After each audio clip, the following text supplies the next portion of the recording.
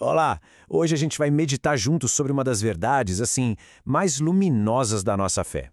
O que é que significa, de verdade, ser criado à imagem e semelhança de Deus? Sabe, isso vai muito além de uma ideia teológica. É a chave para a gente entender a nossa dignidade mais profunda. É quase como uma resposta para aquela pergunta: quem sou eu? Então, vamos mergulhar nesse conceito que é tão fundamental para a gente entender o que ele significa nas nossas vidas. E tudo começa aqui, nessas palavras que ecoam lá do início dos tempos, no livro do Gênesis. Isso aqui não é só uma frase bonita, né? É uma declaração solene de Deus. Uma declaração que nos eleva, que nos distingue de toda a criação. É a revelação da nossa origem divina, do nosso propósito mais sublime. Vamos parar um pouquinho para pensar no peso e na beleza que tem essa afirmação. Pois é. E a pergunta que nos move hoje é justamente essa. O que significa, no nosso dia a dia, carregar essa marca do divino dentro de nós? Como é que uma verdade tão antiga pode de fato moldar a nossa visão sobre nós mesmos e sobre cada pessoa que a gente encontra, sobre o nosso lugar no mundo? Para a gente começar a explorar isso, vamos dar uma olhada na natureza essa reflexão divina. Olha, a tradição da igreja nos ensina a pensar na gente como um espelho do divino. Mas o que isso quer dizer exatamente? Que tipo de espelho nós somos e o que, afinal, a gente foi feito para refletir? É o que a gente vai ver agora. E aqui tem um ponto que é crucial, fundamental mesmo. Quando a fé fala em imago Dei, essa expressão em latim para a imagem de Deus, não estamos falando de aparência física, de jeito nenhum. A nossa semelhança com Deus é algo muito, mas muito mais profundo. Ela mora na nossa alma racional, sabe? Na nossa essência espiritual. E é essa alma que dá para a gente a capacidade única de conhecer, de amar e, com isso, de refletir o nosso Criador. Mas como é que essa alma reflete a Deus na prática? Bom, de três maneiras incríveis. Primeiro, através do nosso intelecto. Com ele, a gente busca e reconhece a verdade, e nisso a gente reflete a sabedoria infinita de Deus. Segundo, com a nossa vontade e a nossa liberdade. Elas nos dão o poder de escolher o bem, e assim a gente espelha a bondade divina. E por último, e talvez o mais bonito, na nossa vocação pro amor.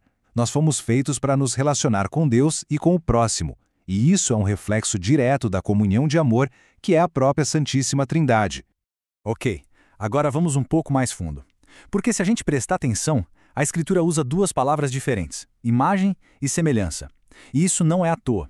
Ao longo dos séculos, os grandes pensadores da Igreja perceberam que aqui existe uma distinção muito rica, que ajuda muito a gente a entender a nossa jornada espiritual. Olha que interessante essa distinção. A imagem ou imago é o nosso ponto de partida. Pense nela como um dom, um presente de Deus que recebemos na criação e que ninguém, absolutamente ninguém, pode apagar. É a nossa estrutura, o nosso potencial. Já a semelhança ou similitude é a nossa meta, é a jornada. Ela é dinâmica, ela depende das nossas escolhas, da nossa busca por viver uma vida boa, uma vida santa. É o que a gente se torna quando vive em conformidade com Deus. Resumindo, a imagem é o que a gente é, a semelhança é o que a gente é chamado a se tornar. E Santo Tomás de Aquino, que era genial, nos dá uma estrutura fantástica para pensar nessa jornada. Ele fala de 3 degraus, 3 graus da imagem. O primeiro é a imagem natural. É a base, aquela aptidão que toda pessoa tem para conhecer e amar a Deus. Depois vem a imagem de graça. É quando essa capacidade é ativada, sabe? Aperfeiçoada pela fé, pelas nossas atitudes aqui na Terra. E por fim, o topo, a imagem de glória. É o nosso destino final, a união perfeita com Deus, vendo Ele face a face. É um caminho mesmo, do potencial até a plenitude. Bom, mas toda essa reflexão nos leva, para uma pergunta meio difícil. Se a gente foi feito para ser esse espelho tão límpido de Deus, por que tantas vezes a nossa reflexão parece, distorcida, embaçada, manchada? A resposta que a teologia nos dá é profunda e um tanto dolorosa. O pecado, veja bem, ele não consegue apagar a imagem de Deus em nós. A nossa dignidade fundamental, ela permanece intacta, mas o pecado ataca, deforma e escurece a nossa semelhança com ele.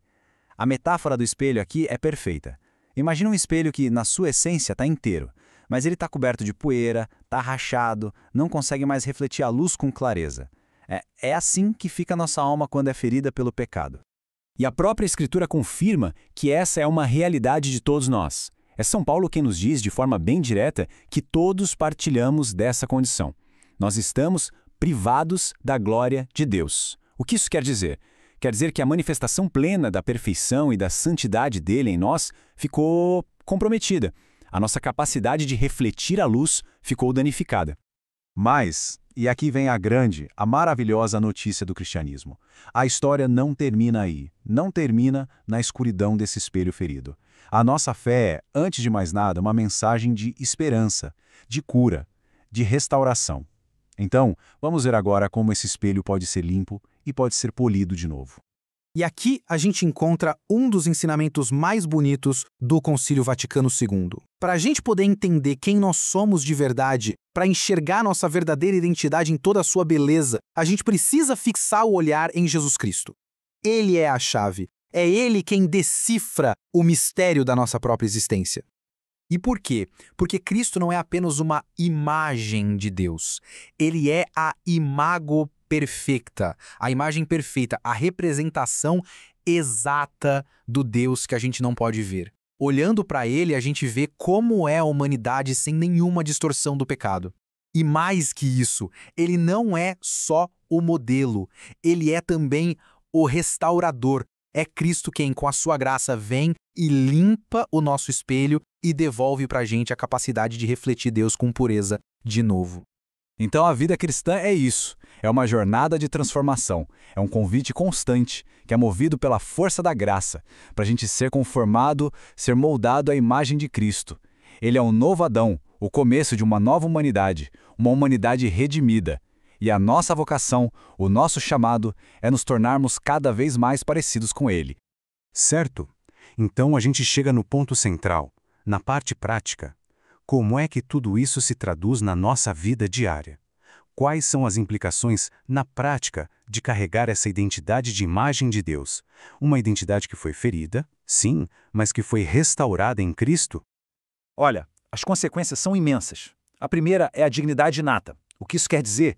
Que todo e qualquer ser humano, da concepção até a morte natural, tem um valor que é sagrado, inalienável e merece o nosso respeito mais profundo. Ponto. A segunda, o domínio responsável. Nós fomos chamados para ser guardiões da criação, para cuidar dela, refletindo o amor criador de Deus. E a terceira é uma vocação moral. Isso nos impulsiona a cultivar as virtudes, a buscar ativamente tudo aquilo que é verdadeiro, que é bom e que é belo na vida. E tudo isso nos lembra que a nossa existência é uma peregrinação. Tem uma expressão em latim muito bonita, homo viator, que significa o ser humano viajante, o peregrino. É isso que nós somos. Estamos a caminho, num processo que não para, de alinhar a nossa vida com a nossa identidade mais profunda. É uma jornada para a gente se tornar, na prática do dia a dia, aquilo que a gente já é em essência pela graça da criação e da redenção. E a gente termina com essa pergunta. E ela não é para ser respondida de forma rápida, não. É para ecoar no nosso coração como uma meditação. Sabendo de tudo isso, que fomos criados à imagem de Deus, que fomos feridos, mas que fomos restaurados em Cristo, a grande questão da nossa vida talvez seja essa. Como é que nós podemos, nos nossos pensamentos, nas nossas palavras, nas nossas ações, sermos ícones vivos do Eterno? Como a gente pode refletir a luz e o amor dele no mundo que, nossa, tanto precisa?